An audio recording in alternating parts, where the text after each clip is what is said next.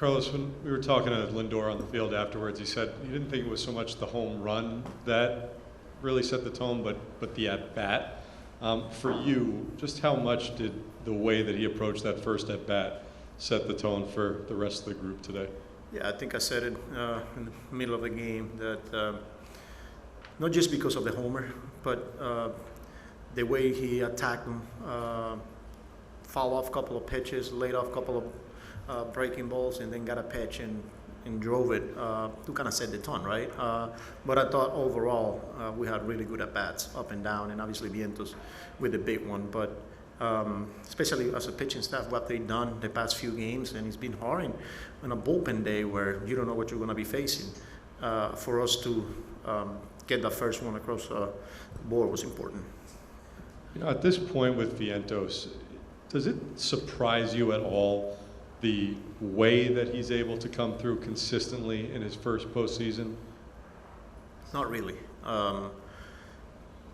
His ability to slow the game down, you could see it calm, under control.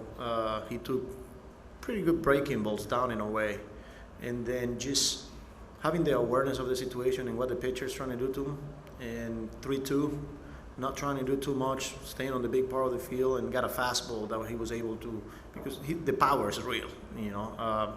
And you didn't see a big swing. It was, let me put it in play, let me stay on the big part of the ballpark, and he was able to drive that one. And then you see the next at bat against a lefty, just going the other way with ease and just shoot that ball the other way. So that's a sign of not only a good hitter, but someone that is maturing and is under control. It doesn't matter the situation. Okay, next question. We'll go get Dave. Just like what you said with Lindor's at bat, and even Vientos, who went to 9 pitches with his, do you just feel as those pitch counts get deeper, that Lindor and Vientos are going to wind up doing something big? Yeah, and I think the way they were taking the pitches, you know, he was with ease, he was on time, ready for a pitch in your zone, but if he wasn't there, the way they took it, he was pretty telling. So regardless of the outcome, they put themselves in a good position there and foul off a couple tough one, laid off a couple tough one, and when they finally got one, they were able to drive it. So cool one there. Okay, over on the right in the middle. Hi, Carlos. Nick Selby, Sports Illustrated. What impressed you the most about Minaya today, and how important was it for him to get through at least 5 after using a lot of relief pitchers early last night?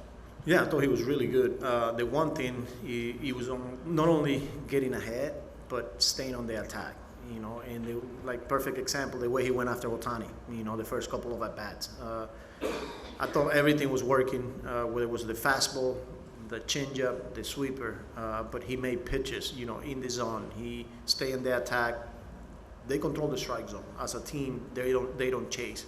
So not only you have to get ahead, but you have to execute in the zone to be able to get them. Yeah, it was important for him to go to the 6, even though after the first couple of walks, gets a ground ball and wouldn't make a play. But it was really good for Minaya today. Okay, we're going to go back to Dave. Carlos, you could see how you wanted to map things out in that game. Obviously, after Sean, you had to accelerate your plans a little bit, probably sooner than ideal. How did you feel going through that, just the way you mapped it out from going to Phil to Stanek to Deep? Yeah, I think the key was after we scored and we got up 6-0, the key was for Sean to continue to shut down their offense, you know, continue to just give us zeros. And he gave that homer to Muncy, but for him to go out there for the 6, and like I said, after the couple of walks, he got a ground ball where we couldn't make a play. At that point, you know, obviously going to the bullpen, but they did a hell of a job. Phil, you know, got that pop-up ground ball, gets through Pete, and then, you know, he gets that ground ball with Kike, and we turn the double play. He goes back out there and give us an out, and then for Stanek, you know, for him to not only get the last 2 in the 7th, but 2 more in the 8th, to be able to give the ball to Diaz today, you know, was kind of, you know, how I envision it going in the game today. It doesn't always going to work out that way. I'm just glad that they came through big time today, and especially Diaz for the last 4 outs. Go back over here, Steve. You know, when you talk about Minaya needing to execute in the zone against this team, the first at bat, you don't see Shohei Ohtani that late on a fastball, basically right down the middle that often. What did that one swing tell you about how Sean's stuff was coming out and looking today? It's a tough at bat. It's a different look. He's, across his body, especially left on left, low arm slot, and he's hard to pick it up. And when you see one of the best hitters in the game take pitches like that, and then the way he swung for strike three, the second at bat, I think it's like, man, he's having a hard time seeing him. I don't think you see Ohtani look that way too often, but that's what Sean does. It's a tough look, and I'm just glad that he was able to give us a chance to win a game today. Okay, back to Mike. Carlos, you got a little bit of it last week, but what's it mean now to you to be going home for these next three?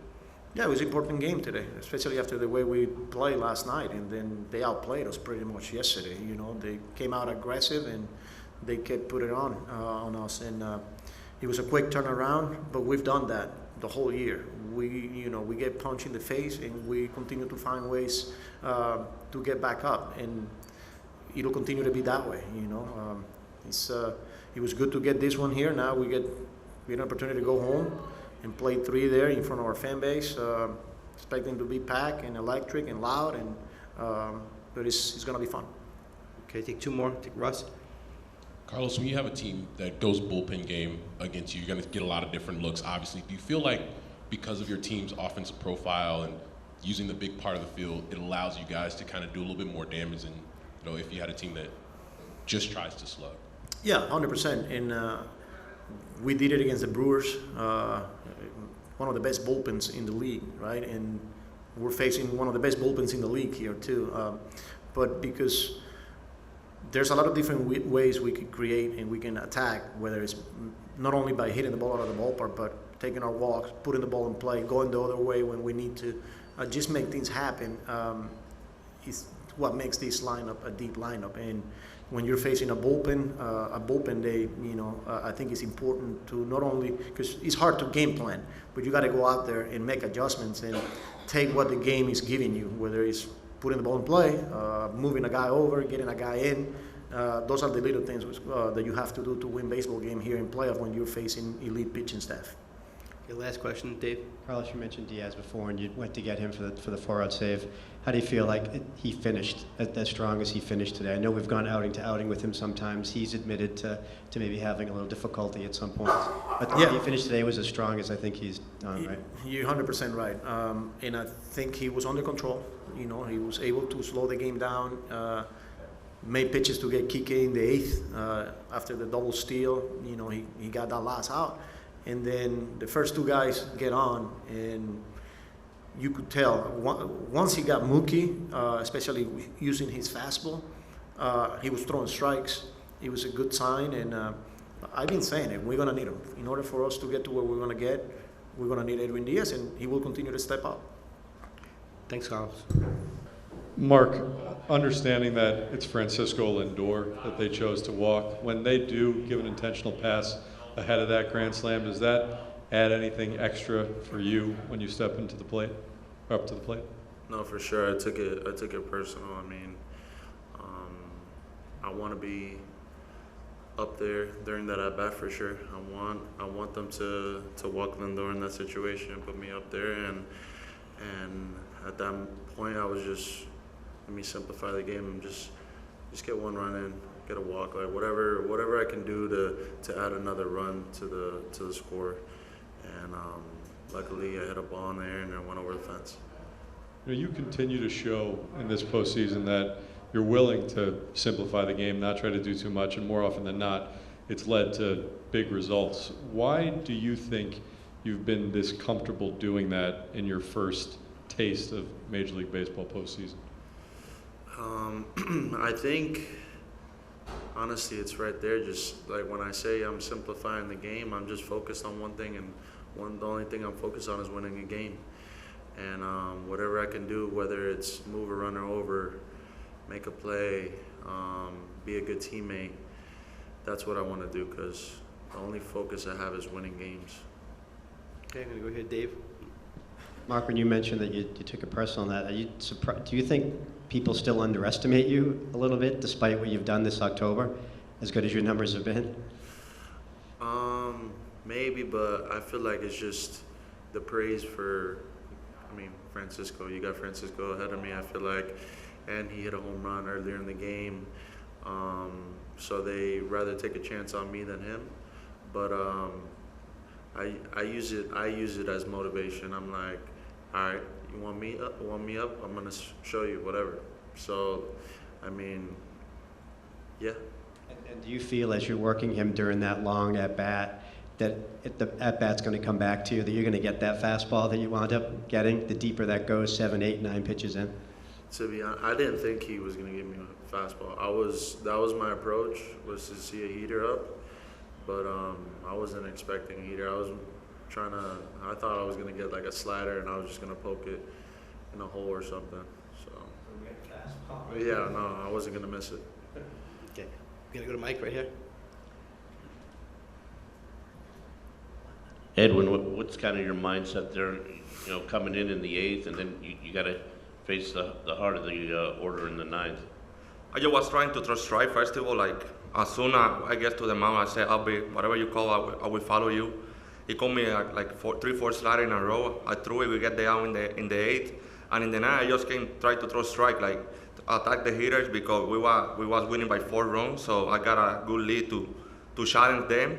And that's what I did, I give up the blooper, and then I walk Ohtani, and then I trust my fastball and throw it right in the middle for them. Okay. We're going to go in the back to JP.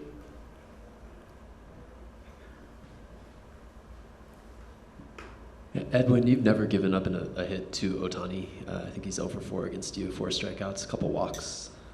What's the secret? You seem to have figured it out. My last 2 AB against him, I walk him, but at the same time, I just try to challenge him. He's one of the best hitters in the league, but I got a really good stuff, so I trust my stuff always against any hitters. To him, I just go after him, hit the ball. If you get to strike, I will try to make you chase. Okay, we stay back there on the far left. Hola, Edwin.